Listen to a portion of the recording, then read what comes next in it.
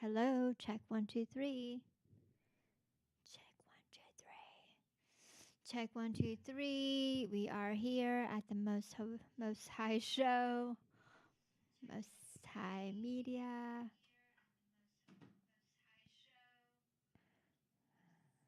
I don't want to be in the camera. I don't want to be here.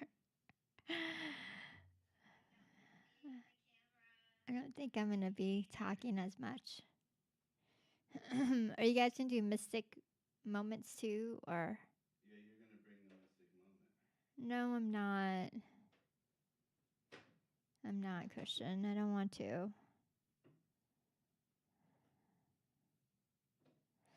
do things I don't want to all the time. I don't not prepared for all that. You know I'm not good at all that stuff.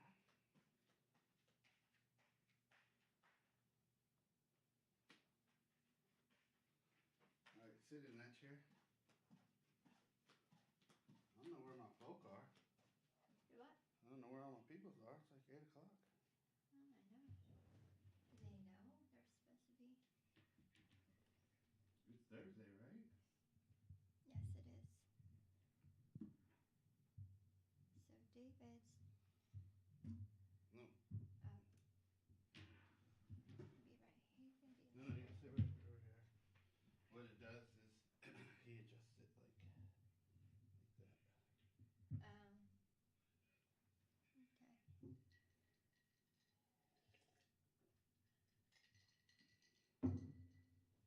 Yeah, that looks good.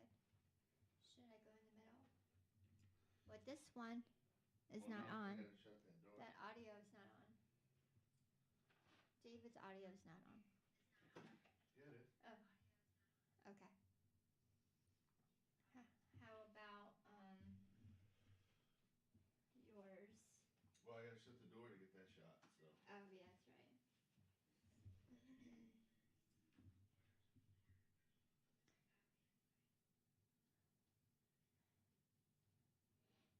Costa's on.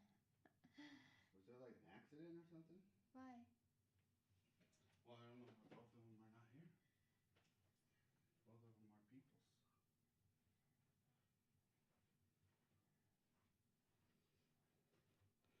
Andrew. Andrew. La Costa. Costa. You need to turn yours down.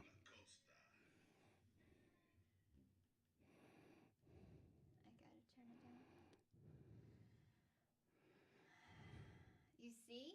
Oh, because this is the wide angle, so you see my legs. Yeah. Okay. We won't be in that shot much. Yeah. No.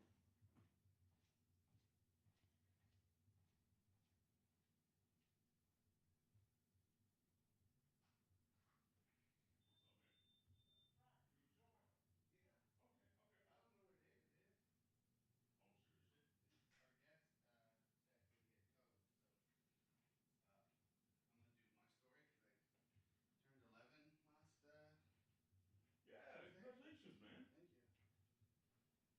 And Leslie's gonna be on. Hi. Okay. Hey, Leslie, how you doing? Good about you? Good. We're already streaming live. Oh, Yes, we are. we got a new camera. Oh, there's So the that's camera producer, 4. Jeff. Okay. So that's just like an alternative angle if you want to go to it at any time, Okay, right on. just for fun. Show your face. You want to like do like reaction shots? One's not on yet because we gotta shut Oh, the door. one's not on. Got it. Yeah. And I think we fixed the. I think we fixed the. The lagging. I think so. Nice. So you just haven't heard from David? It just didn't show up and you haven't heard from him? Well, we texted today earlier. Maybe we should call him. Yeah.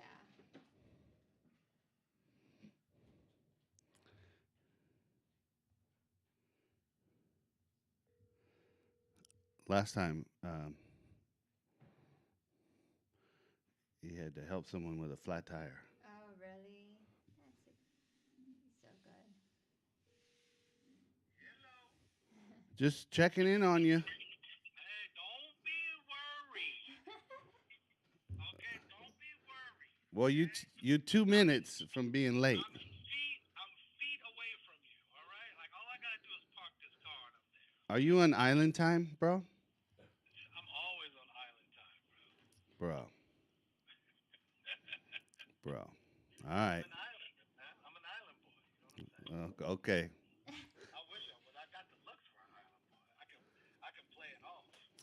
Kirk thought you were Samoan. Everybody's like, yo, hey, that's Samoan Dave. Yeah. They would just give me that name. You just Samoan Dave. you just chunky Korean. He's Korean and all that. He's mixed. No, I am an Yeah, islander, bro. That's why I got that gene that keeps me, swelled up like I got just ate poi. Like ate a pound of poi or something like that. But All I'm right. here right now, bro. I'm coming in right now, all right? All right. Okay. Bye. Whoops. All right. So it should be just channels 1, 2, and 3. 1, 2, 1, 2. You're good. Leslie. 1, 2, 1, 2. Check mic. Oh, Leslie. 1, 2, 3. Oh, I got you now. Okay. Oh wait. Do you want me Stay to there. Yeah. Check that mic. keep doing it? Check 1, 2, 3. We are live. I'm not picking it up at all, Leslie. Oh, check 1, 2, 3. Mic check. Oh, Kosa said Leslie's low. Well, David's gonna be here. He's gonna be on this seat, so And David's Can you hear super me? loud. Yeah. Oh, look Oh, at that. Mr. Super Loud. Wow. Happy birthday, man. Thank you, brother. Happy birthday! Oh, You're always coming in like a diva, bro. Hey, man, you know what I'm saying? It is what Stop it is, giving bro. you I just love. gotta Stop giving you so much. take it, man. You had that French cuisine. Oh Now my what's goodness, yo, up? I've been telling everybody, yo, you ever been to VG's? That's the spot. he takes You wanna, me to there for an You want a coffee? anniversary. We're streaming already. Yeah. Oh, you are? Oh yeah, the show must go on. Oh, okay. Well, You want a coffee or you want a water? You got a coffee made? I got iced coffee. Yes. Can we do that real quick? I said iced coffee again, you guys. Leslie will keep you entertained. Oh, okay. What's going on, guys? What's the? Did you guys do like the intro and all that already? No, we're Oh. just I just rolled up. he just came here, but we're just See, I'm not testing the that mics and the video. You know how the videos have been stopping and stuff. So He told me that it was working good. The mystic moment. no, I'm not. Did you just get your hair done? No, You did it? It looks No. different. no. Oh, you This didn't is get it good. colored recently or anything? Maybe I just combed it. Yeah. She combed her hair, man. That's great for the show. I love it. Or I always have it up, maybe Yeah. that's down.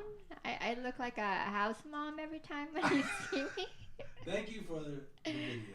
Oh yeah, Very sweet. yeah. That was like, I did not expect that at all. All the videos that. I just did not. That's so It really blew sweet. me away. It Yeah. was so sweet. Oh. And because I was like, I was like, I'm 50. Somebody better be doing something.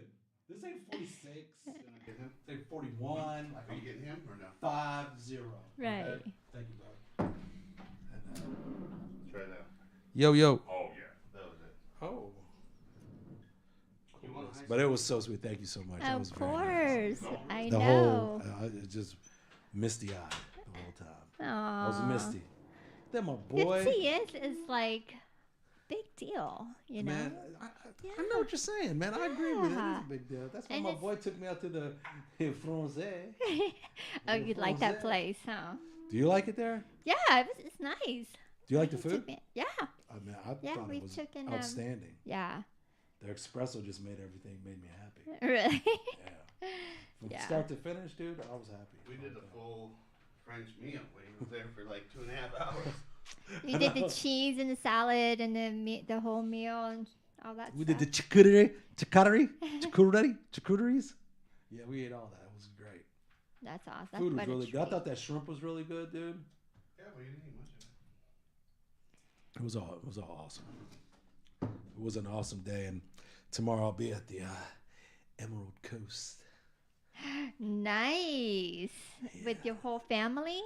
Me, Vanessa, and Olive, and the Olive. dogs. Aja's gonna feed the cats for us and stuff like that. Yeah, so we're leaving.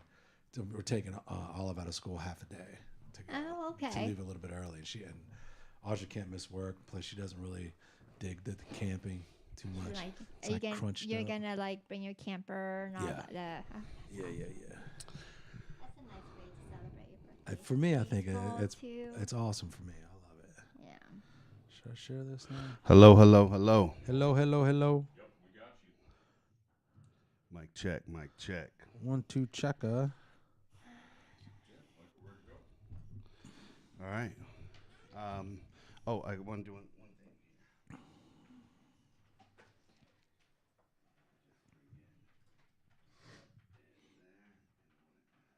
Oh, have you been going back and forth with La Cosa Nostra? Yeah. Oh, okay.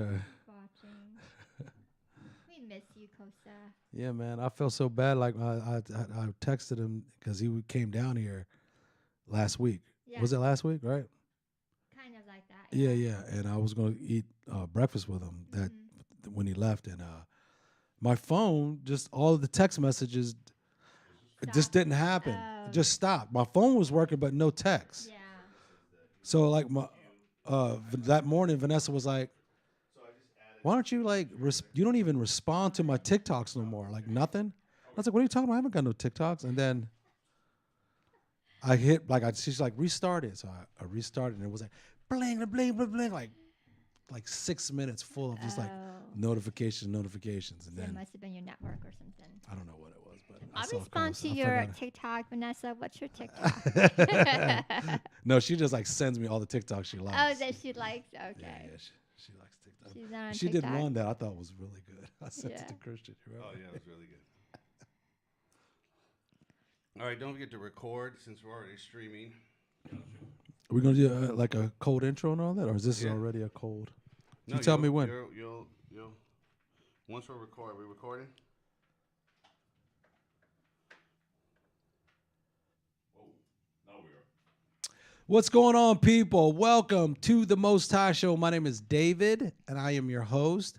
We got a special roundtable that we got Leslie here.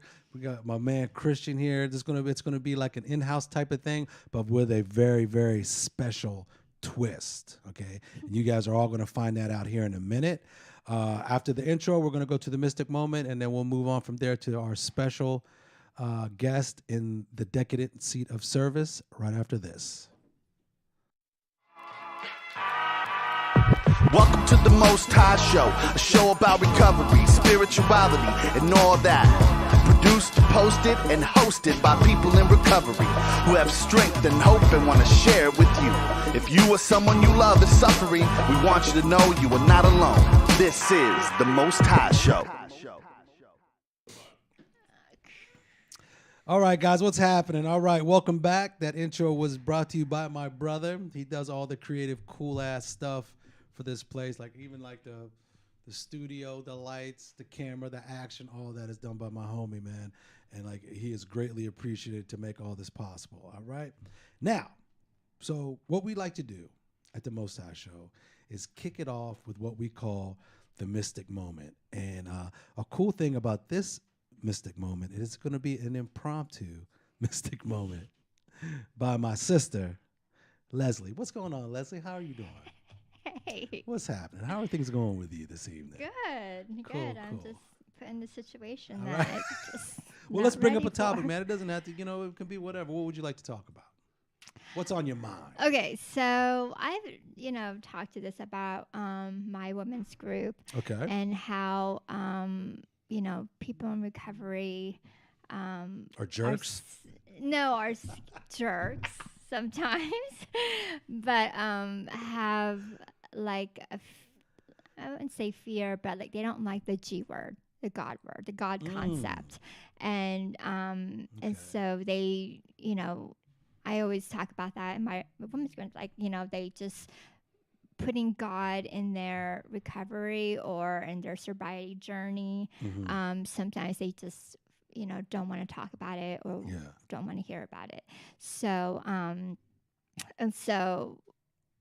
and I And why is that? Is it Yeah, that's a because great question. is it because they hate God, or I'm guessing they're mad at God too Mhm. because of their situation, but then after recovery as well too, right? It's Yeah. still kind of like I don't want to be in that practice of God in my life, or so yeah. What do you think? That's a great question. Rev? Yeah, Rev. Well, I think That's an awesome good. question. I love that. Oh, here, That's let me just lower. that's a this. good one. There we Whoa. go. How's that? Yeah. That look good, Jeff? I look green. I look like Matrix green. Yeah. What is green light? I think it fundamentally comes down to a couple things. I think probably the most logical is that at some point in time there was some sort of church hurt that they experienced. Someone who claimed to be spiritual or religious had maybe said things or done things to them, which gave them the impression that God was. Those people were reflections of this God, right? So then you ask them to surrender to a God, and they're like, well, if I'm going to become anything like these people who have hurt me in my past, right? Whether those hurts are warranted or unwarranted is not the issue, right? The reality is that they felt that, Yeah. right? That's what they're going through. Yeah, I think, and then the other thing is, which could be as equally true, is that, and this is for any human, the idea that I'm not God is really hard for people to swallow. Yeah, eating up some of that ego. And religious people are really good at using religion to basically justify they are God in a weird way. Oh yeah. And if you know, I you know. know. Yeah. I'm not Is sure it how to break control? that down. Yeah, so like people who are religious people will use religious scriptures, practices, devotions To get their way, to get their way, things, to or not, manipulate how I they're. don't want to say. I mean, that's I don't. Yeah. I don't want to. Or they only only Right. join together with people who think maybe align with them politically or ideologically, and so those are the people that These they choose people to are worship going to be with, saved. right? And so then it becomes like an egoic expression of God, and I think the same is true with the addict who has spent so long, in control of everything that now they're not in control. I remember a good friend of mine who's been in and out so many times, and we were together in Montana at the bunker, and everyone was pontificating step 3, made a decision to turn our life and our will over to the care of God. Yeah. And I said, look, let me just simplify it. It ain't you. I don't care it doesn't matter what it is. It ain't you. And that, I think, is really hard for people to get their head around. Oh, it's not me. Because now you have to surrender to something, and that's scary. Like the proper response should be fear in any encounter of God. That's my thoughts on why the God thing is so big, because it's intertwined in culture, in people, in self, and they make it out to be so much more than it is. But like it says in the demystified steps on the app, you got you got 2 choices. Chris Wirt says this. He says, door number 1, God. And he says, I bet you're wondering what's behind door number 2. God. That's great. Not anything else. Not a God of your own understanding, not a higher power. God. Yeah. And unfortunately, I mean, for the steps particularly, that's an essential part of it. You don't have to work the steps, and you can work the steps, some sort of ideology or some sort of imagery of whatever it is. My friend Sarah shares a story that when she was getting sober, her sponsor said, Sarah, do you make trees? This is in the, this is on the app too. Sarah, do you make trees? She goes, no. She said, okay, then that's your higher power, that which makes trees. Yeah. And What's for- making that tree like leaf out and get 100 feet tall? Right. That's your higher We'll power. do that. And for Sarah, it was really difficult because her father was a Presbyterian minister. Yeah. So the God thing was really hard because it was tied into all this stuff. Yes. Yeah. But regardless, she worked that third step and said, okay, I don't make trees, something else makes trees. That's my higher power for right now. And eventually she reconciles with God and Christ and all that. Yeah. Sorry. That's good. No, that was good. That was really good. I think it's like a tremendously complex question. And I think it fits this platform because I'm always saying that we're trying to end the stigma of God, right? Yeah. In one way or another. However, like I always say, we try to be led by the Lord here, but God, please forgive us when we go off on our own opinions and tangents of our own things. You know what I'm saying? But I believe it's super complex. I think has a lot to do with guilt, shame, anger, frustration, betrayal. We live in a world of the 52 fake out. I think about the what was it? What was it? Prosciutto? No. Oh, the chorizo. Yeah, the hot chorizo. So this guy, like the scientist, like sends its tweet out, and he's like, "It's the sun. It's this amazing depiction, like picture of the sun." And it's a scientist puts out, people are retweeting it, thousands of people, like it goes viral, and then he reveals that what you guys thought was the sun by this amazing telescope was actually a slice of chorizo. Oh my gosh. Okay. Gross. And that's real. I mean, Yeah. people bought into that. Yeah. And when Christian was saying that, he was like looking, because we were eating chorizo, Yeah. and he was like looking at his camera going, I was like, yeah, man, you can fool a lot of people that way. Right. So Right. people are like suspect. Yeah. You know what I mean? And if you like, you go so long, like, living in addiction, and like the control thing is a big thing too. You know what I mean? But man, I guarantee you, man, a lot of people just think it's BS. Yeah. You know what I'm saying? Right. And a lot of people that are trying to grasp the idea of sobriety and recovery and how to go about it, and like, especially following the steps that we follow, man, it's preached as an essential part of receiving recovery. That's why those first 3 steps are hard to swallow sometimes for a lot of people. And then even for the people who like are grown up like with a religious background, they're like, oh no, I got 1, 2, and 3. My Lord, my Savior, God will do everything. And it's like, Right. dude, bro, Yeah. like, I don't think you're getting it either. So it's a complex thing. But I believe that The children are our future, yes, if we treat them well, and we'll let them lead the way. We could probably show them all The the beauty greatest- that we possess inside. they are the greatest gift of all. Wow. No, It's but I love. no, it is. The idea of surrender, the idea of like something else's will taking control of you, volunteering your control up to a higher power. You know what I'm saying? It's something to grab a hold of. And all I can say on it is that, I thank God for God. I say that all the time. Thank God, Yeah. God is God, man, because I honestly, I don't think I really did anything. I really don't Right. think I did anything. Yeah, I feel. the Right. I same think way. God did everything. I think He did if- all the heavy Guided lifting. you. yeah, he did. Yeah. And if you want to give me credit, it's like whatever you saw, like destruction and like a car on fire or something, and I was around it. That was probably me. I probably did all that. But all the cool stuff, all the good stuff, all the meaningful things, all the purposeful things, I know that like God put that in my life to follow through, and that's how I feel. If that makes any sense. That's good. But That's a good. great question, man. Yeah. Yeah. See, like that was a You impromptu brought a good mystic moment. I mean, Yeah. it fits Thank perfectly. you. So check it out, people. That was our mystic moment. After these messages, we're going to get to the meat with our special guest in the decadent seat of service. Why Most High Media? Because I don't have the answers. Other people do. And learning from the experiences, the stories, the perspectives, seeing people who've been through the darkest of circumstances and then have come out of it on the other side and have lived extremely exciting, fulfilling lives and tapped into a way of being and a way of living, but is actually real and obtainable, that's why.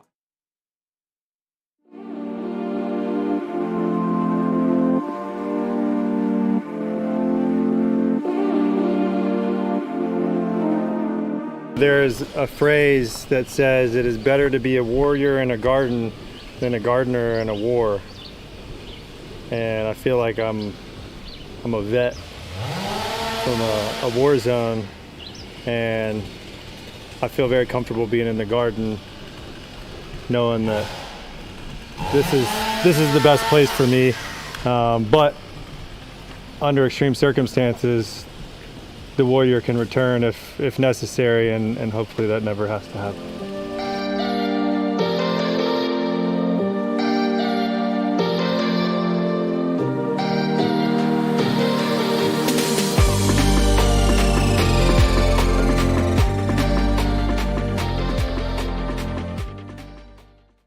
Hot dog. People. All right. Now, this is the time that we get to what I like to call the meat of the show. All right.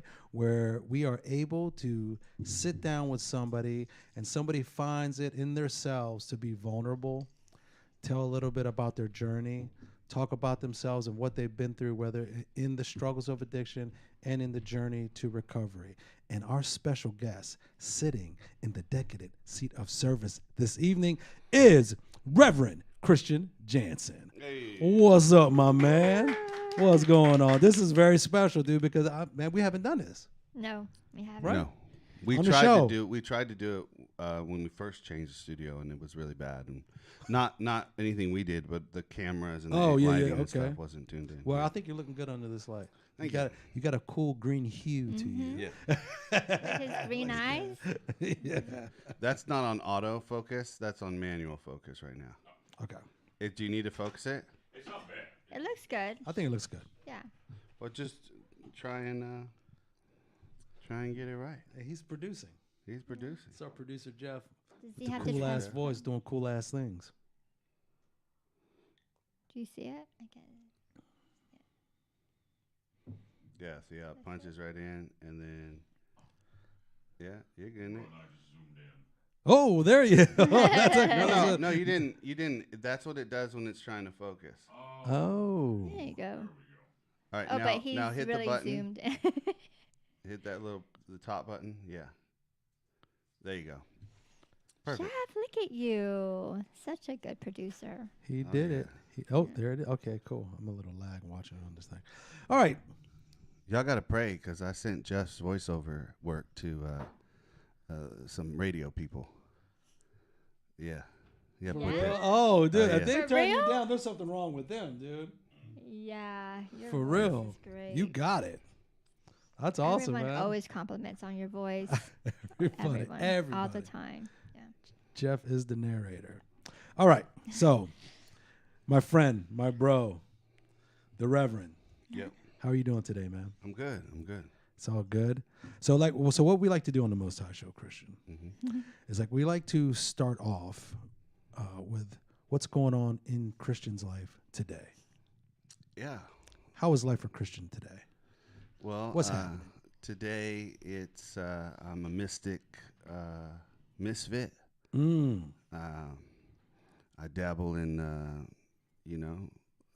everything. Yeah. I guess technically I'm running a ministry, and technically, I don't like that word. Really. yeah. You're trying to downsize it a little Come bit. on. I'm Come on, I think no.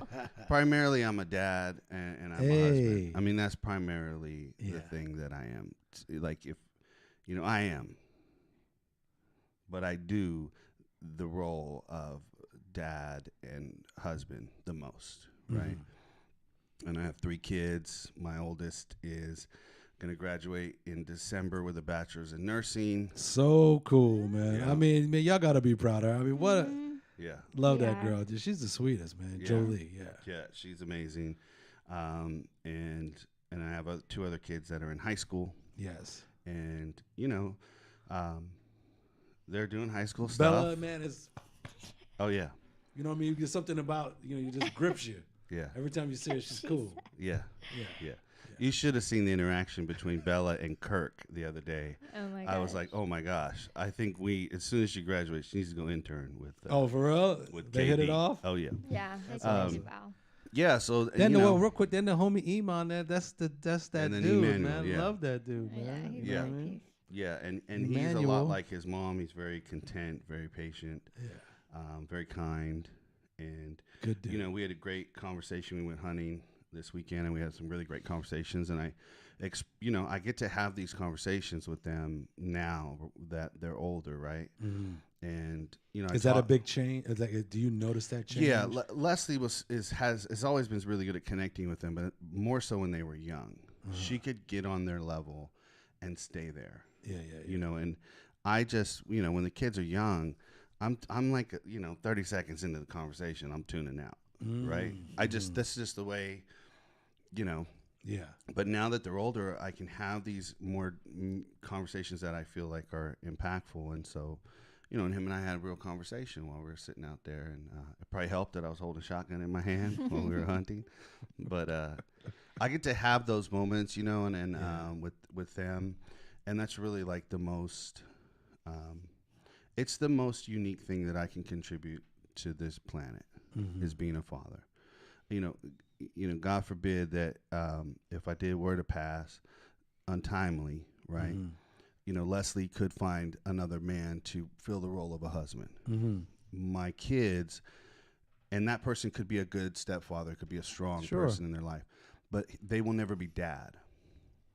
So the role that I can fill the most uniquely is the role of father. Yeah. You are now. You feel like now that the kids are getting older, having more different conversations with you, something like more that I don't want to say interest you, maybe more that something that you're more into, keeps your focus a little bit better. Do you feel like you're making a more authentic impact on their lives right now at this time? I don't know that it's more. I just think like it's more like in my wheelhouse. I guess. That's right? a better. Yeah. I think also too is he's very intellectual. Yeah. So he brings that into the conversation of his experiences and what he knows, but then also, being as an adult now, grown adult, that he's, getting so much wisdom, and so he gets to pass that on to the kids, our kids who are growing up, and he sees things like he might want to kind of like, okay, let's address that, Yeah. We were just talking recently about like this. It's like a spiritual thing that you have that's like goes beyond even conversation though. Like I don't know, like the only word I think that I can probably describes it as like a deep intuition of things. You know what I mean? That's a gift. That's a gift that you have, you know, that was bestowed upon you. So I think that's really cool to have that gift and watch your kids growing up and just noticing things from a different angle that maybe, that you can give them that they might not even really like know or understand maybe, give them a whole cool ass perspective on things, a different perspective. So that's awesome, dude. And I know you'd like that. I know you like that. That's something that you're into. I enjoy that, and I think it took me a long time. I think that for a long time I was caught up, even post, like in recovery, right? Yeah.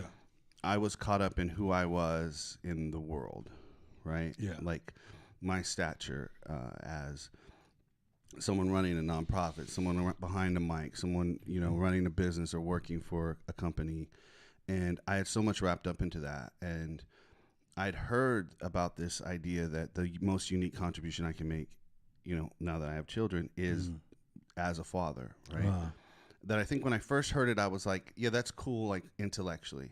Yeah. But I think over the years, it's really set in. It's sunk. And it's humbling. Yeah. Because you realize that your job can get a new employee. All my clients can hire a new person. There'll be more recovery content creators out there, right? For real? Yes. I don't think they'll be as good as the Most High Show. So there will always be someone else who can fill these roles. But the role that no one can fill, is, and I mean, is that role of father.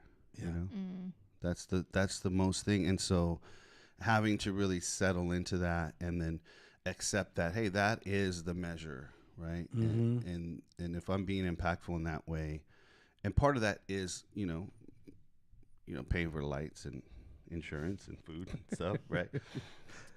So it part all of that's goes being together. broke. You gotta be broke to be a good dad. Gotta be broke, man.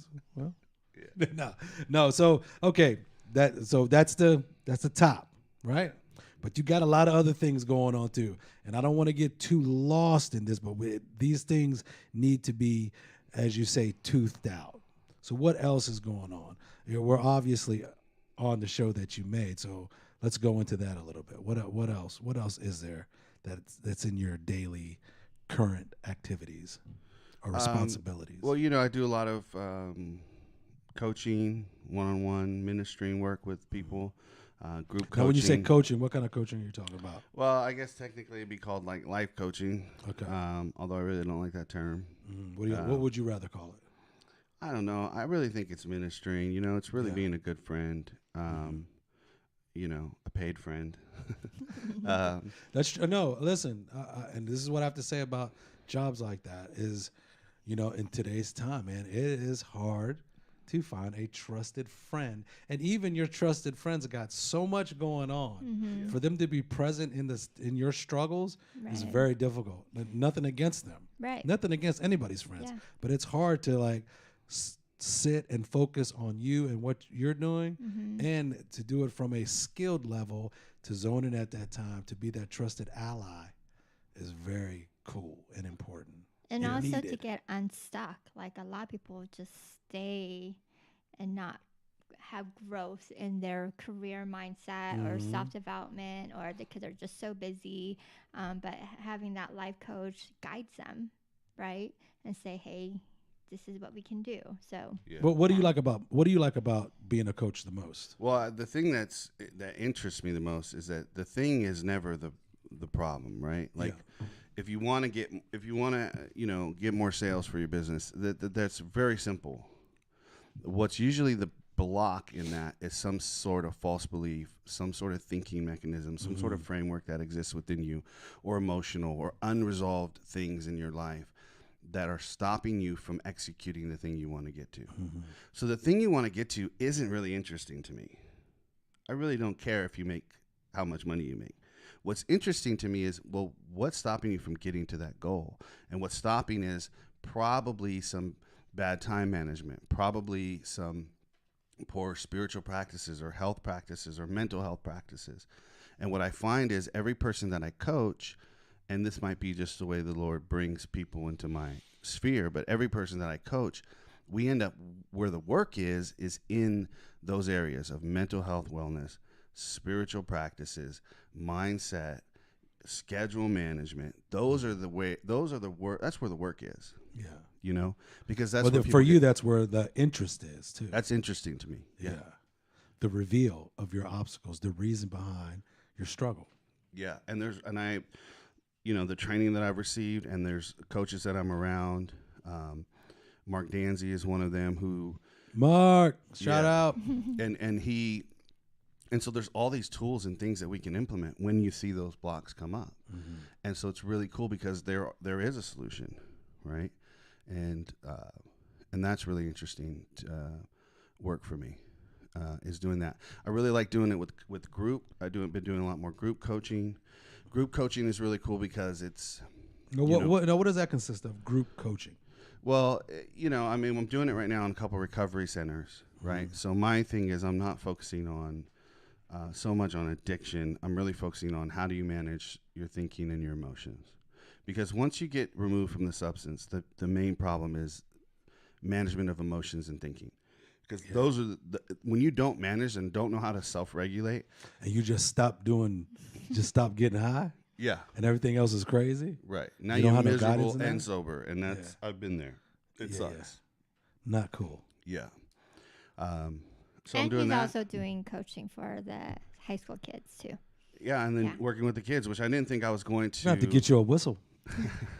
I didn't think I was going to like working with teens, but I found that they have been the best. Oh, They've dude, been they're without a beautiful doubt. to work Yeah. with. I think, I'm cool with that. They're so, I don't Yeah. know.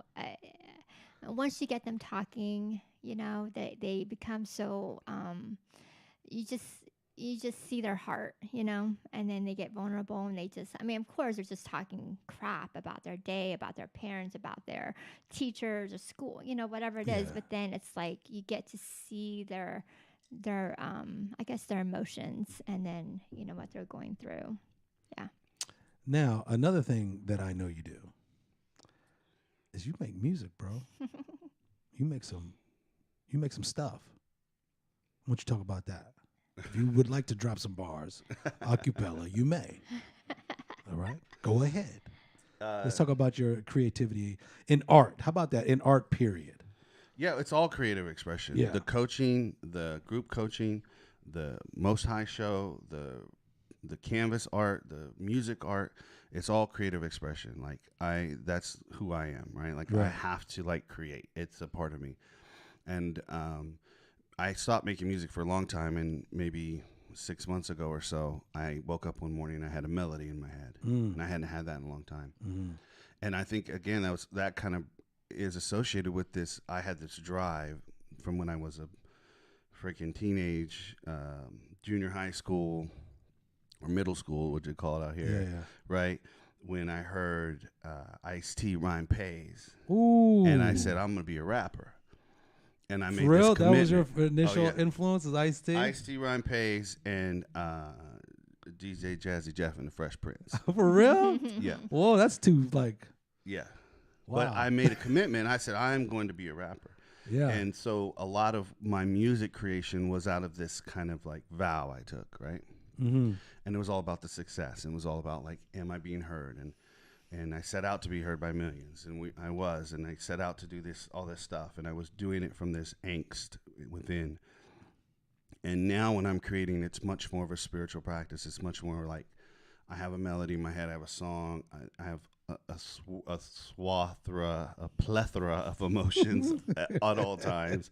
And so music is a way for me to get that out, release it, and feel much better. And I really like, when I meet other people in recovery who have these talents, I'm always like, you gotta foster that. Yeah. If you gotta have keep a going. creative thing, You gotta in get you, creating. You gotta get creative. Yeah. And when we started the Most High show, I think our cameras, is our camera doing the jank? No. When we started, my friend of mine said, your job is to create and put it out. That's it. And I had this concept of it's not perfect, but it's done. And so that was how, when we started 5 years ago, was we would do these. Leslie had me doing these 1 minute devos, which now everyone's got 1 minute videos. But when we were doing it, no one was doing 1 minute videos. We were doing 1 minute devos, and they were just 1 minute devotional topics. And we would go out and we would film, and she'd hold the camera and we would do it. And then I'd go and edit it together. And I would say to myself, it's not perfect, but it's done. And I'd put it out. I love that. And that's been I've never seen one. That's really cool. I love that, The man. 1 minute Yeah. devotional. That would hit. Yeah, that would hit right now. Well, yeah, I That would hit. cringe.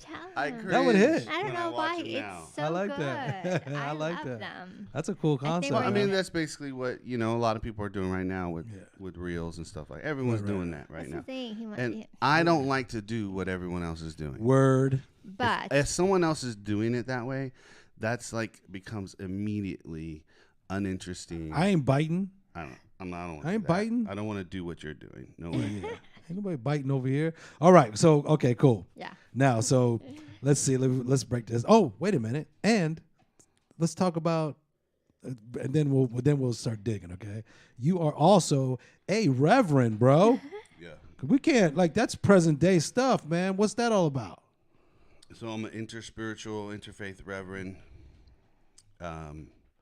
which is not very well recognized in Georgia. That ordination, no one really You gotta cares take about. that to New York It's City, basically, boy. yeah, they're basically like, oh, L.A. you didn't go to You Dallas, go Los School Angeles with that. of Theology or whatever. Yeah, so I'm an interspiritual reverend, and those vows are the guiding principles of my life. And I'm I glad think that's a did whole that. that's a whole topic too. We're gonna have to Mm-hmm. delve into It that. is. But okay, so let me see. We got a reverend, we got a producer, we got a beat maker, rapper, life coach, group coach, facilitator, all this, man. You CEO. do Like a co-founder. CEO Yeah. of a nonprofit and a he got businesses. Okay, my boy got businesses. You do a lot of stuff, bro. And I think that's one of I don't know, how you do it and how you like your flow in all of this, man, is like something that really impresses me, dude. It's like I value that about you and how you do those things. But It is lagging, right? what? What's going on? It is lagging again. Oh, is it really not really bad? Or It's like That's just like doing the it last time? and then it stops. oh, I think it just started, but yeah. Oh well. All right. Keep. yeah, go ahead. So I'm also a freaking perfectionist, and I can't stand when Yes. something's not going right. And yeah. Okay. Another thing we'd like to do is like we'd like to get to. So now we talk about your present day, and that's like a lot of stuff, right? It's seriously, that's a lot of things, man. And I think you manage it very well. I think you you stay creative, you keep moving, you keep what do they call that? Like pushing the needle. Is that the right terminology? You do that. But I guess it wasn't always. Even though you were a creative, you probably had that forever. Things weren't like your priorities, like the things that you've figured out about yourself today as a man in recovery, a man of the Lord. yeah, I wasn't always like that, right? Aja just dropped a little bomb on the. I'm telling you, talking about this. She says even though people are doing what you're doing, they don't have you. Hey, oh, that must That's be awesome. that must be my baby girl right That there is your checking out. baby girl. And that's real. That's real because, and I've said that to other people. Right? Is like, even if I did something that was like someone else, it would come through me, and it wouldn't be like them. Yeah, Because it would be through me. right. Right. So even if I try to make a Clint Eastwood film, it ain't gonna be Clint Eastwood. It's gonna be my version of Clint Eastwood. Right? You know what I'm saying? Yeah. Yeah. I get it. Yeah. All right. All right. Sorry. But again, okay, let's go back to where you feel comfortable, to where you think like that we can put some substance into a little bit of your backstory and how you got to be in a position to do these things. You know what I'm saying? What's that all about? Where is that? Where do we go? Take us there. Yeah. I mean, well, since this is the Most High show, Yes. we'll kind of frame it with the recovery. Okay. Right? And I grew up in Bakersfield, California, Bakersfield. which is basically It like doesn't sound too popular. No. Is it by the beach on the east side? Where's that It's at? in the desert, Okay. in the middle of the desert. All right. Cactuses and all that. And there's not much to do in Bakersfield. But my dad was a hardworking dad. My mom's stay-at-home mom. And I started experimenting with drugs like a lot of people do. And in the beginning it was drinking and smoking weed, and that was fun. And I had a lot of fun with friends. And we started taking shrooms, and that was cool. I remember. So even then in high school, I was creative, right? And so I was in the video. In the high school I went to, we had a really big drama and video department. Okay.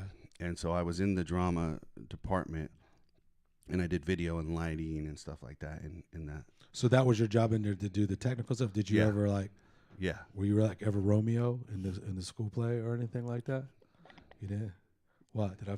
Do you know I was Romeo? I was No, I swear to you, I have. I was Juliet in a school play Okay. with my friend Russell, because if you read the dialogue between these two, Yeah. it's a fight. Okay. And they're like with words, and they're bounced back each other. Yeah. So me and my friend Russell took those words and actually made it into a fight. So I played Juliet. I had these hammer pants on and a bra, and my hair up in a bun like yours. What? And we fought. Where did you know that? I don't know. No, not in high school. Okay. Yeah. And so I was Juliet That's awesome. in a play. But No anyway, doubt. I- Shakespeare, eat your heart out. yeah. And I remember when we were out after eating shrooms, and I brought the camera and I was filming us and documenting us, and So even at that time, like you felt good with the camera. I was still it was Yeah. about I liked the act of creating. Yeah. Okay. And I thought I had the camera on my and this is back in the day when the camera had to go on your shoulder. Yeah. yeah, And you had With to close big- one got the- eye Yeah. and you look through the camera. Right. Well, I thought I had the camera on my shoulder for a good minute, and I didn't. So I was just walking around with my eye closed, like I was filming everything. I wasn't filming a damn thing. He Camera was was on just the doing ground. a long. He was just doing a long wink. Yeah. This is a long week. Looking at people like Popeye. Because you were on shrooms, is that why? Yeah. Or you were high? Yeah. Yeah. But like so that funny. was like the thing was it was I don't want to I'm gonna be honest, like it was beautiful. It was Dude, we were the truth is the connecting truth, bro. the world, like reality had expanded in this Mm-hmm. beautiful way.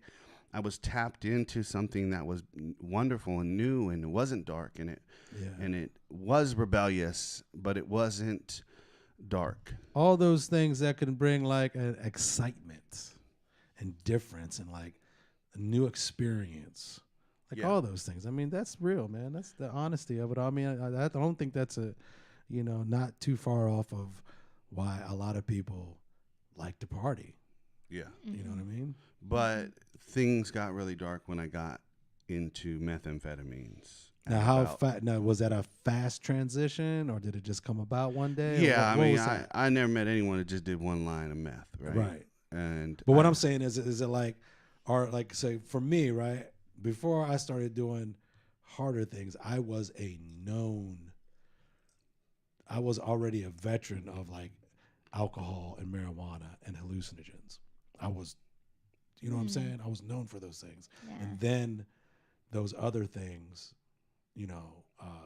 kind of like graduated me into a whole different sphere of stuff. I don't remember it being much of a transition period, other than. So it was more like something else came around. Yeah, it while just you were came partying. around, Yeah. and from that point things got really dark, and that's when there were more criminal behaviors going on. That's when grades started slipping. That's when, I stopped playing football. Yeah. That's when, and there were other things going on. My mom had left. Yeah. My parents were fighting a lot, and so meth just kind of like started. Man, it took over. The- It took over. The perfect mix for destruction. You have a really hardcore family things going on, right? Big stuff, right? And then meth makes its way to you. What the ultimate, an ultimate escape of in not a good way. Yeah. So I can see that recipe being made. You know what I'm saying? Yeah, and it sucked the joy out of life. But I also liked the way it made me feel, right? Physically. That's cool. But it sucked the joy out of life. Like we would tag, right? We were part of this tag crew, and so we would go out and spray paint curbs and buildings and stuff like that. Right. And that was always fun, right? And exciting, and we were, committing crimes, but it was like, we weren't robbing anyone or stealing, That's like you're giggling the whole time. You're, oh shit! And again, No it more was laughter in creative that, expression and the ultimate rebellious creative expression. And then when meth came on, it's like, we're out there 4 a.m, and I can hear cars coming that ain't coming because I'm so tweaked out. I mean, I see headlights. There ain't a car there ain't a car for miles. Yeah. But because I've been up so long, I see headlights, and all my fears are like bringing these things up. And so that took the joy out of that. I mean, it sucked the joy out of everything until I got kicked out. I graduated at 17 years old, and I got kicked out of the house very, very soon after that and sent to Santa Barbara because No, where did you go? because With I was family? using and selling meth in Bakersfield. And so I went to Santa Barbara to live with my grandparents. Okay. And my grandparents had always been a symbol of kind of stability in my life, right? Unconditional love, compassion, joy. And so I went to live with them. And, Is that a big culture shock? I mean, beyond, going to staying with your grandparents? Is No. it a whole different scene up there? Did Oh, you it's a pay totally attention to different it? scene. Yeah. Yeah, totally. I mean, Santa Barbara is beautiful, but it's also like, a lot like LA, like real fake. Yeah. You know? And one thing about Bakersfield, it's real, right? Stockton real, like Yeah. Diaz brothers real. Out there. Yes, Yeah. it's real out there, Yeah. and that's what's great about the desert. Period is you can't play in the desert. It's real.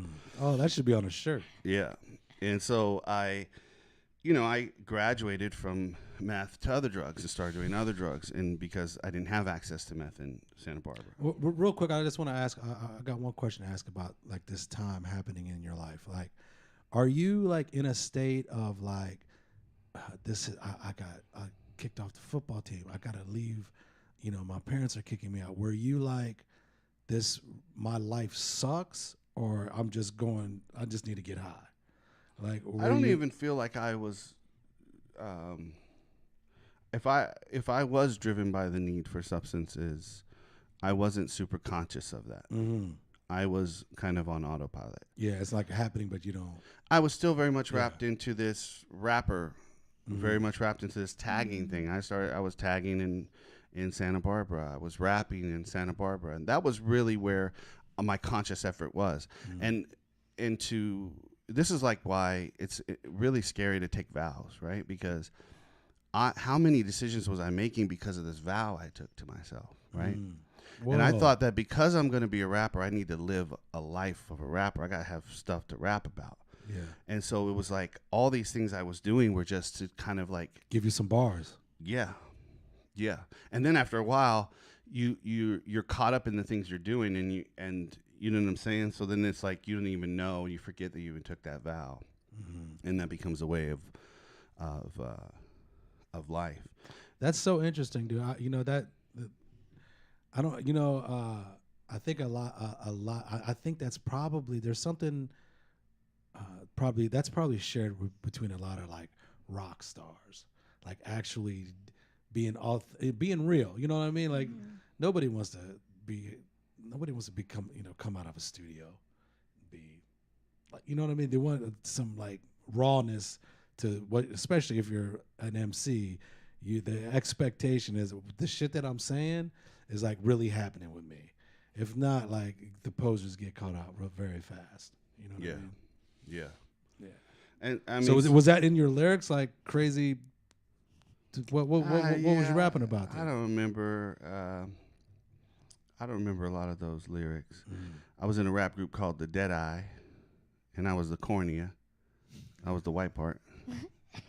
And with this dude named John Mack, and that was great. I mean, I love that was so somebody cool. was got like a pupil, and yeah, someone was the pupil, and this is back when we were recording everything on tape, and so we would have the record with the instrumentals. You could go to the record store, buy the instrumentals, and then we would rap, and we'd be in my grandma in my house, in my little room in my grandma's house, and my grandma never ever complained about any of that stuff, and love grandmas, man. And so I was always it was just about that, making music, and I tried to go to college for a while, and eventually there was like a case for malicious mischief or something in Bakersfield that I had to go back and do some time, and I went back and did that. My grandparents eventually left Santa Barbara. I rented a closet in my uncle's in uncle's garage, try to make it work. Yeah. And I eventually had to go back, do this jail time. When I got out, I stayed in Bakersfield. And at that point... So that brought you back to Bakersfield. And at that point, I was pretty miserable, right? Things were catching up to me. The drugs and stuff weren't as fun. I wasn't escaping as much. The weight of life was... And I was getting older. And my dad took me to this thing called Promise Keepers. Okay.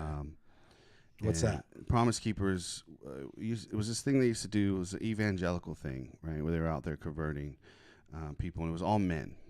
And so we went to the LA Coliseum, sold out. I think it's like 70,000 men. So it's all men. And they do this whole thing on the stage, and, those guys that tear the telephone books and stuff. Yeah. But then they also do like preaching and music and all that stuff. And at the end, I see all these men getting up from the seats and going down into the stadium. And I don't really know what's going on, but I know I need to go down there. Right. Something's happening. You got to be a part of it. And God has always been like, there's God. Mm-hmm. But God was always this observer. Mm-hmm. And so something about that, I walked down there and I had a spiritual experience. Mm-hmm. You know, I can vividly see the color of that sky. I don't remember what I said. I definitely wasn't signing up for like some after death insurance plan. Yeah. Or, I probably said a sinner's prayer, but I wasn't like feeling like I was signing up for a club. I just knew like I was sick and tired of being sick and tired. Mm-hmm. Right. And so I went down there and I had a spiritual experience. I was immediately relieved of my obsession to drink, to smoke, to use drugs. I mean, immediately I stopped. It was like the easiest thing. I was just like, oh, I don't need that anymore. And how old are you? Oh, shit. I don't know. Like 16. 18. I was probably 18. 18. No. Okay, so 19, maybe, I don't just know. let me recap that real quick. So your dad takes you to this place. I just want to know real quick, what was your dad's motivation behind bringing you there? Was like, this was this cool event, or this boy needs to get some God in his life? that one. What is going on with this dude? Like you need this. Now, and he knew about this. Was he like privy to it? Like, did he know what, like, was he familiar with it? Yeah, he had gone through his own recovery journey. Okay. Right. Cool. Yeah. And growth journey after my mom had left. Mm-hmm. So yeah, he was doing his best and was trying to be helpful and get me around in this situation. And then, okay, real quick. So, okay, when the people are going down and they're starting to like gather and you're like, yo, I gotta be there. Are you seeing, like, is it just like, what's happening? What's the visuals? Like, is it just like The like, visual. are they singing, or is it like a Are they going kumbaya like type of moment? Like arms around, like, moving in unison? Like, I don't know. I mean, maybe it was just out of, maybe they were singing Amazing Grace or something. yeah. A cappella. But that doesn't really even matter because it took you. Something happened to you that was beyond. It was this crowd forming. It was a spiritual experience. It was Yeah. that thing. And when I say spiritual, now what I mean is the thing that you can't put your finger on. Mm-hmm. Like I could give you all the logical explanations of that, right? Yeah. And maybe it was just an emotional response to 70,000 men singing in unison and the collective consciousness of that. Yeah, who are we But to it was pontificate? something outside, something greater than me And that's a fact. had intervened Right. and had collided with the being who I thought I was. And I got involved in a local church called Set Free Ministries. They're very... This is at a young age, right? Like 16, 17, 18? No, something I mean, around I there? think I had to be around 19 or 20 because That's when I was in... Yeah. I lived in Santa Barbara for a while. And so this was my first real church experience. I'd been to church before, Methodist church. I was baptized as a kid, Methodist. But this was like I was involved, and we would do street. You're going to ministry. be a part of this. Yeah. And we would take radio rap songs and change them into Jesus songs. Yeah. And I had this youth group, and I would teach the youth group the rap songs, and then we would break dance. And this would happen on Sunday morning worship. We would come out and we would go, sipping on, instead of sipping on gin and juice, it was like, They're my favorite, dude. When you know the lyrics and they're like... handing out crackers and juice, laid back, with my mind on my Jesus and my Jesus on my mind. Rolling down the street, praising Jesus. I love those. Love Right? it. Oh. Or remember that song, Gangsters Rule the World. We did Jesus Rules the World. I love So that was like... Man, I mean, during this time period, I mean, it's such a and then are you clean during this time too? Yeah. So like, okay, so this is like, what a change of events, dude. And it was like, and you're saying it was almost like the spiritual moment made those stopping at that time very doable. Right? Yeah. It wasn't a big deal. No. You just changed up. Yeah. I just changed. I was radical. Did you I was dive into it like you dive into things? Yes. Yeah. I mean, I was seeing a counselor at the time because I tried to kill myself. And when I came back from that spiritual experience, I told the counselor about what happened. And I was like, I don't need to see you anymore. Like, I'm not trying to kill myself anymore. Like, I'm good. Like, Wow. the Lord's got me now. And so I got really involved in this church, and we were doing street ministry, and we would show up in the hood and set up speakers and break dance and serve food and pray for people and invite. And so it was very active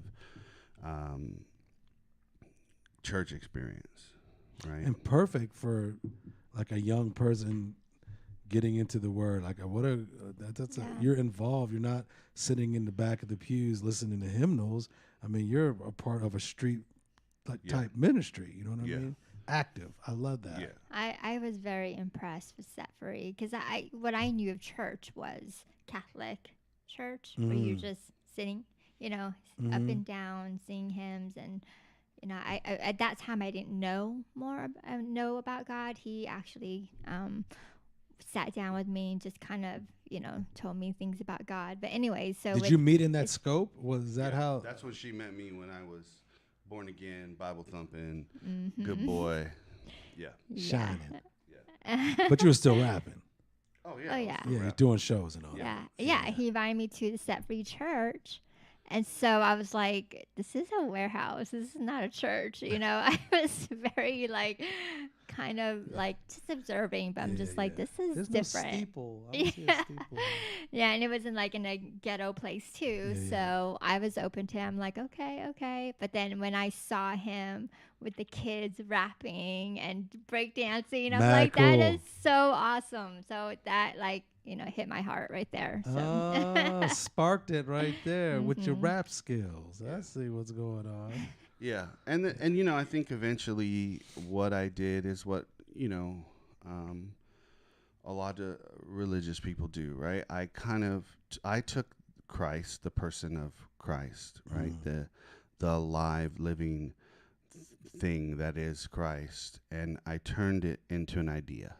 And I took that idea and I put it under my arm, and we moved to LA, and I was like, let's go. And another big shift that happened was I told myself, look, I'm over 21 at this point. I'm free in Christ. I can drink. That's nothing wrong with me drinking. And I was Did you just think that wasn't a big deal, Leslie? Well, I didn't know he was he had issues with addiction. Prior. Yeah. Right, okay. I didn't know his history. Yeah. I just know that we were good friends. Right. And then we got together, and then he just, we just got together and we got pregnant very early. I mean, is that how, is that the way you explain that? There was no what do you call that? There was no tribulation about having a drink. You just figured it out. I'm cool now. Yeah. Is it simple like that? Well, one of the things I was going to a Bible study with some people, and they were getting into this freedom in Christ, and so I think I took that and kind of turned it into then you I translated into I can let me go get a 6-pack. But this is the thing. Again, I didn't think I was doing anything wrong. I had no problem with it. I didn't think I was bless you. Thank you. Sorry. I didn't think there was anything wrong with it, right? I was 21. I had a job. I was doing my covering, checking the boxes. It was good. Yeah. And I started drinking, and I remember that she would tell me, your drinking's kind of like getting out of control. Oh, really? You're drinking a lot. And then I got injured on the job working construction in LA, and I got prescribed Vicodin. And Vicodin, I was never really into pills up until this point, and Vicodin would make me feel very creative.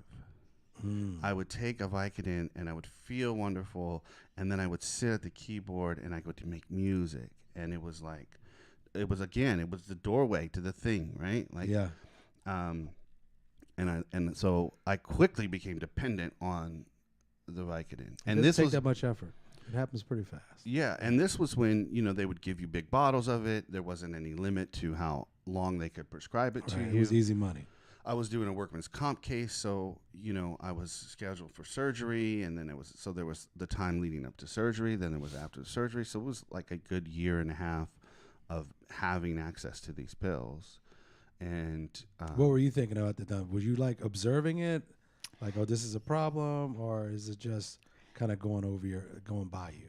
Well, so at that time we were young parents. So Jolie was probably under 1 year old. So to me, I just didn't pay much attention You had your own to thing that. going on. Yeah, you were because- mothering. Yes. Yeah, And new then, parents. right. Yeah. And we were both working at that time. And then Yeah. also, but I did notice that he was always, we were in this condo and his studio was downstairs. And so he would spend like a lot of time down there. And Yeah. I would have to go down there with Jolie and just kind of interrupt him Hang out and, with you him. know, Yeah, hang yeah. out with him. But that was his kind of like cave, Yeah, you know? Yeah. yeah, and to me again, like I didn't think that I was like doing anything wrong. I was prescribed the pills, and the pills were alleviating my pain, which was also like becomes phantom pain after a while. Yeah. And then and it opened up the world of being creative. So to me, it's like I'm winning, right? Like I figured this thing out. And you're like in your head, you're killing it with the music. You're like loving it. Yeah. You know what I'm saying? Yeah. And then I was in a band, and I was at a party, and someone broke out some cocaine, and I had seen it before in LA a few times, and I was always like, nah, like that's drugs, right? In my head, Yeah. right? It was too close to meth, right? Yeah. And one day at a party, I just was like, all right. And it was the same thing like when I did meth. As soon as I did that coke, it was like, Whoa. and then everything got dark again, and everything became about, we would do shows so that I could, do dope after the show. We would go to practice so we could do dope at practice. For me, right? It became the driving force in my life. And that's what ultimately, sent me to rehab, years later, in 2011, was... So this is a long run. It was a long run. Of using, right? Yeah. And then during this time, like I'm sorry, I know a lot of this starts off. I'm not trying to feed you into it, but like, so you're in LA, you're doing shows, but you're partying. Like, it starts getting dark, and then what? Like, as employment, how do you move forward? Like, it takes a turn for the good, right? Yeah. Well, I started working for Steve Harvey. Yeah. And working for his production company, and they were traveling a lot, and it was a really small company, and as long as you did the things that you said you would do and the things that they needed to do done, they were cool with it. Yeah. So a lot of times they were on the East Coast or they were traveling, so me showing up a little late to work or 9 a.m. instead of 7. As long as you was handling your business. As long as I was handling it, right? And I did. Like, I've always, you hear that term functioning addict, right? And I know what we mean when we say that. I always worked. Yeah. Always had a job. Never was I to the point where, and ultimately, like, that was the thing that sent me to rehab, when I was faced with kind of this job or, that turning point, like, oh, this is clean. Yeah. I'm going to lose my. Right. This So is I getting always really worked, bad. and it was always a thing for me to work, and that was like a principle that I always did. Now, I probably wasn't as good, and as I thought I was, but yeah, and we did a lot of cool stuff, right? Like we did a house party with Bruno Mars, right, where we played, and this was before Bruno had his big record deal. Shout out, Bruno. And so we were doing cool stuff. We were playing at really cool venues, and I don't want to paint the picture like it was all terrible, because it was. No, let's be honest again. Like, it was wonderful. And when my drummer would play, and right before we would warm up on the stage, right, and before we would go up, and I would have those bubble guts perform, and he'd start playing, and I would immediately go, "Oh, I'm in good hands," because this dude's bad. He's still bad. GW. Yeah. And that band was. I mean, those are my close friends, right? And we created music together, and we created all these things. And really, I was the driving force, right? Like, the one in the group. Yeah. That's always like, let's do this. We got. What would be fun is Yeah. if we also went and got some dope with this. Right. And so I was always the driving force to adding this in. And so I kind of polluted, what was beautiful and wonderful Well, with I this love drug that. I use. love that you're like, you know, I love that you're painting a real picture of what went on, because, you know, the reality of it is, I mean, you're doing some really cool stuff in the midst of being an addict. So like, I can see. I think to me it exploits the danger and the harm of drugs and alcohol, because you're in a good spot. You're doing cool ass things. You know what I mean? And your addiction still overrides those things. Yeah. Right? I think Your life there's- still starts to become seriously like it's you're getting to the tipping point of some real unmanageable things. And that's what happened when we moved out to Georgia. And there was a definite point in my life, in my using, where I was the fulfillment. My life has been the fulfillment of so many scriptures, right? And I was the fulfillment of this scripture that hand him over to the devil so that he may return to us, right? And there was a point in my using that I felt like God like took the hands off.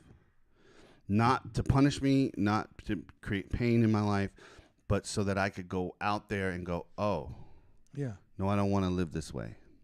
And that's when I went to rehab. I could hear Jeff over there. Maybe he had a long day, or maybe we're boring, but I could hear him yawning over there. Yeah, come to Georgia. All right, Okay, cool. all right, goddamn, All right, son. what's next? Okay. Christian? No, that's no. So, real quick, just one more question, and we'll keep it moving.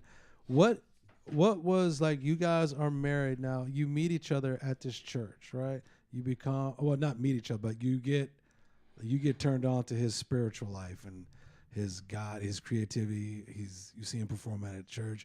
You guys moved to LA. Now, are you like? And you're this Bible thumping street minister and 316 type of dude, right? What is that? How relevant is God in your life in that when you come to Georgia? Is there a relationship that you're like standing up on about God at that time? Is it still that same enthusiasm? Not me. No. Yeah. No, I think when we moved to LA, just like I said, we were young parents that life Yeah. just took its toll. You know, Right. we were just like working and taking care of kids. Caught in and the he was- mix. Yes. Yeah. And so there was no time for God at that time, and we didn't even think about it, you know. And then when we moved to Georgia, I think, you know, at that time, you know, up until we went to moved to Georgia, that's when I found out about his addiction and the coke use and all that stuff. So then when we moved to Georgia,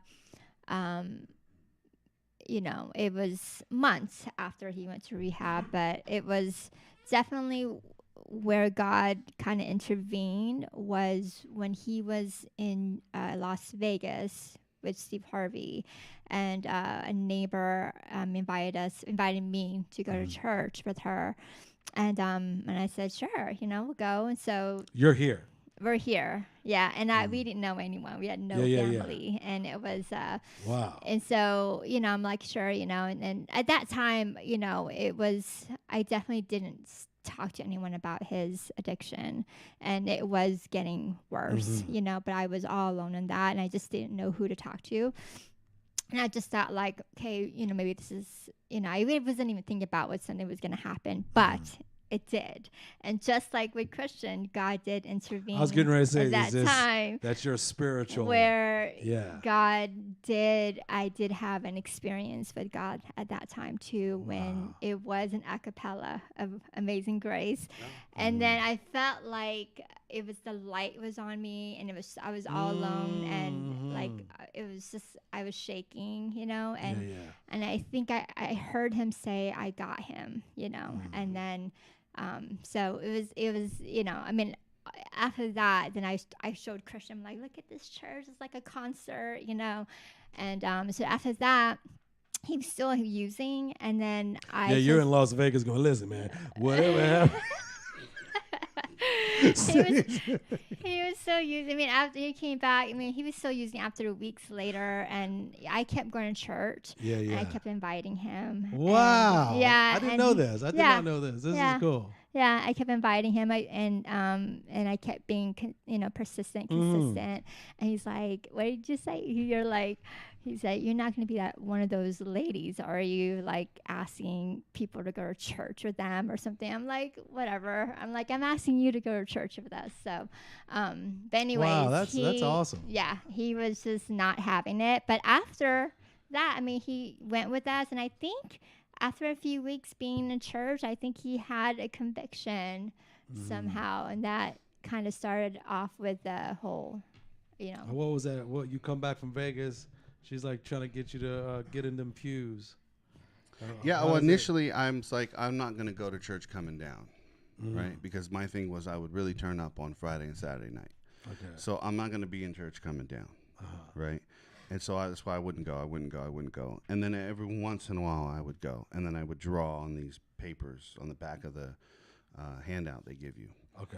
Um, I thought you was in the back of the New Testament. and so I would draw in church, and I would listen, and I mean, I don't know if there was any kind of shift. I mean, I think the major shift happened was when my work came to me and said, "Hey, something's going on." And It was that noticeable. yeah, they were like, they're going to let you go because you're sleeping in your truck, you're showing up late, you're like not performing at the level you are. And that's when I came clean to them, right? It really was just an attempt to keep my job. Right. I wasn't really signing It up was to like, get I sober. want to turn over a new leaf. I want to change. Listen, this is my test. Right. This is my Right. admission. I want to keep this job. Listen, I'm getting high. Can y'all?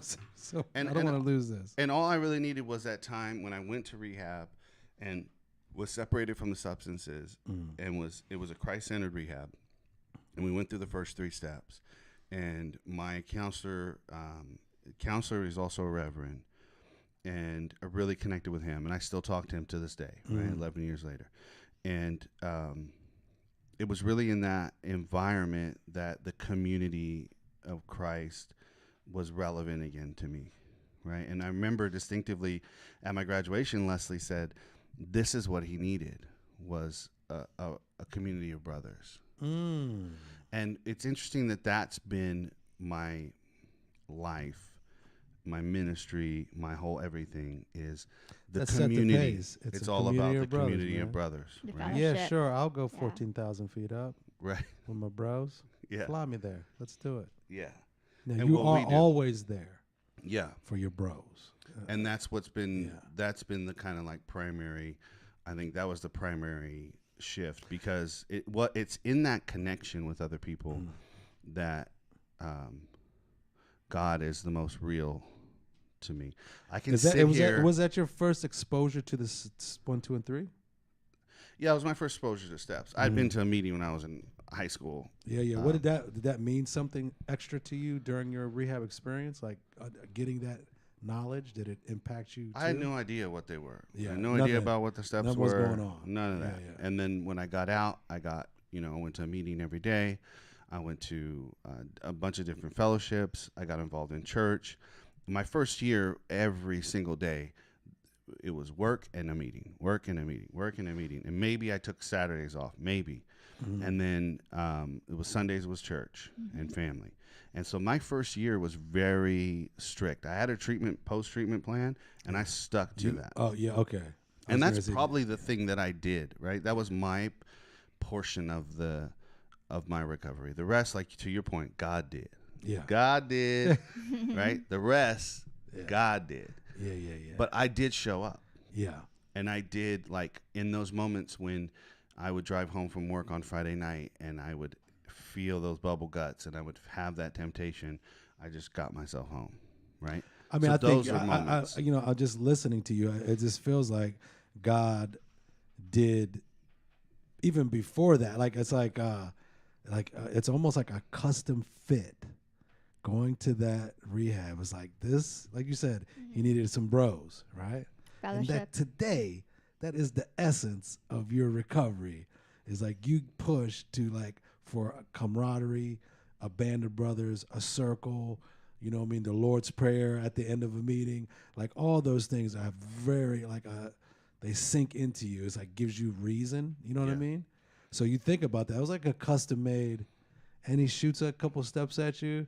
It gives you that momentum to go out there and like participate as heavy and as structured as you did that first year. I think it's one of the reasons why, like I've always been like so associated with Vision Warriors and what Vision Warriors does out here, because that's kind of the essence Vision Warriors, Kirk, of my what man. Vision Warriors is, right? They're brotherhood, and that's who I went on that hike with, and so I think that's why there's something about that community that, even though I kind of haven't been as involved there as I was before, there's still a sense of belonging there, right? Oh yeah, man. You go there, it's a home family, man. Yeah, and I went to Atlanta Dream Center Church Wednesday night to a service, and the pastor Tommy there is like, man, it's almost like you're here all the time. Like you feel like a part of this fellowship. Yeah. And I have that sense in the communities that I'm a part of, that I feel like I have this sense that I belong in these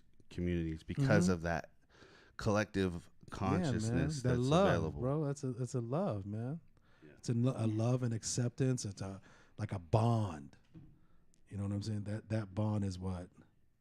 The thing is, though, as much as I would love to help somebody like skip a beat and get to that, the shame and the regret and this fundamental self-hatred that people experience through their addiction and start to face when they get sober is really hard to break. Yeah. And it's really hard to show up as you. And over the last 11 years, I feel like I have more and more, I feel like now I'm more myself, but it's taken a long time. That's a journey. It's a journey. Right? Yeah. And it's a reveal. It's like, it's not like you're trying to really even avoid it. It just comes upon you that way. You know what I mean? It's like, the part of the journey is like, I don't think like, oh man, now I'm me. Great. Now I've been clean now, and now I've found my most authentic self. Thank you, Lord. I don't think it has to be like understanding, like this. That's why the steps are so important, because it's like this understanding of like who I am when I look in the mirror. Let me dig through my own thoughts of myself. Let me get to the bottom of it. Let me point out the things that I think that are wrong. Let somebody else give me like, a shout out on what they think I am. Let me listen to that. Right. Let me get their perspective of me. Yeah. And let me chew on that. And I've been through the steps in 4 or 5 different fellowships. The steps are the most straightforward, significant tool that I've experienced.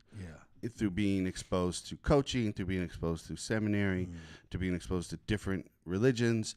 The steps are the most logical and spiritual way to become a whole human being. And if I can address my codependency through that, or I can address my addiction or my drinking or my thinking or the way I relate to others, and I use the same framework of these 12 steps, there's something about these steps, right? It works. Yeah. And I look at it as like the cake, and everything else is like icing. Yeah. That's how I see it. You know what I mean? It's the meat. Yeah, it's the meat, baby. Yeah. I really do see it that way, because, and this is like, our opinion, man. You know what I'm saying? Like, this is what works for us, but again, there's tons of different avenues, it just so happens like the steps and that structure. I think, if you would look at recovery as a whole for a population of people, I think your best bet for gaining, understanding of, a life in recovery, what it takes, the work that's involved, the spiritual like foundation of it all. I don't think anything else brings it to you better than the steps. And I know people have like, there's, severe mental health issues, there's age, there's all kinds of variables that makes like coaching and counseling and therapy and, all these types of things. That's right. icing. And so don't get me wrong. Like I have been to therapy. I have had a coach. Yeah. I have thrown myself into religion. I have thrown myself into scripture. I have, I've done all those things in addition to, right? I've done the adventure events. I've pushed myself physically and done Krav Maga and worked out. And I've I've done all these other things in addition. But like to your point about the cake, right? Those were things that were additional, and I needed those That things. helped you. It did help me. It's Great all helpful. assistance. Yeah. You know what I'm saying? It is, but I don't want and to. it's not downplaying it. It's great assistance. It's freaking icing. Yeah. Icing is sweet. But I got to be real that it's the steps were the thing that saved my life, because they were presented in a way that was really easy for me to, and it was like all I needed to do was just when I did the full steps my first year, the way we did it was in a group setting, and there were workbooks, and all you did was you opened the workbook and you answered the questions, and then you went together with these guys for 2 hours on a Thursday morning, and you read over your answers, and then you did it again. And then you did it again. And before you know it, you're at step 9. And then it was like, okay, now here's the things that you do now. Then it was at step 10. And it was just like, that's all I had to do. Was literally all I had to do was read out that book, answer those questions, and show up. Keep it moving and be there. And that was what was so cool, because it gave me that foundation to start building. And then when I added therapy in, when I added an addictionologist in, when I added all these other things in, they were building on a foundation. And that's the thing that, like, I know the steps ain't for everybody, but boy, let me just be real with you. That was for me. Yeah. And it saved my life. And thank God that those steps were made, and that those fellowships decided to not try and turn them into profit, and that they decided to stay poor and make it work for anyone to get access to it. Because I can go to a meeting in Oregon, in California, in Montana, in Florida, and it doesn't matter, dude. I can walk in that room and I'm immediately with my people. And Dude, I got so much love for that peace. kind of stuff. Like I can do, like I got so much love for that. I don't even want to go there. I got so much love for that availability. Anywhere you go, there's a meeting to help you, and it's like not this paid event. It's some dudes that's trying to get right. But anyways, I got 2 more questions. Okay. Because I know we're running deep. My man Jeff, I feel you, Jeff. I got your back. Okay, we're gonna wrap this up now. My quick question, Leslie. When you see this is like a change, right? This is definitely a change that Christian is going through. Like he's going through a big change in his life, and you're his wife, and do you like it? Did you like it? Did you like this change that was going on with him whenever he comes out of rehab? Like you said, he needs it. Did you like the progression of how things were going? Yes, of course I did. Yeah. I was telling someone that, after he came to rehab, I felt like he was my Christian again.